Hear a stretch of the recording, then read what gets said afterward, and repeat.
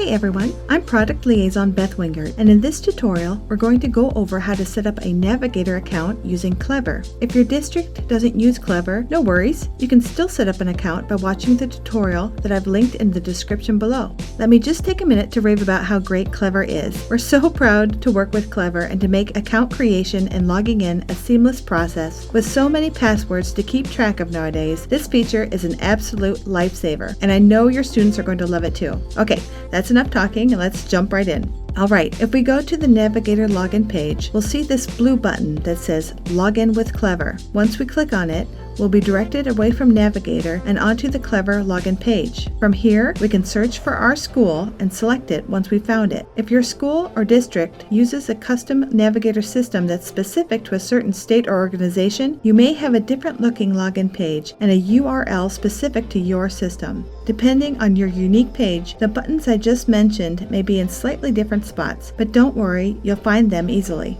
Okay, now what we'll want to do is log into our Clever account using our school username and password. Doing this connects your Clever account with Navigator, so there's no need to create another username and password. And that's it. Piece of cake, right? Thank you for watching, and make sure to hit that subscribe button or follow us on social media so you don't miss out on all this cool content we create for educators like you.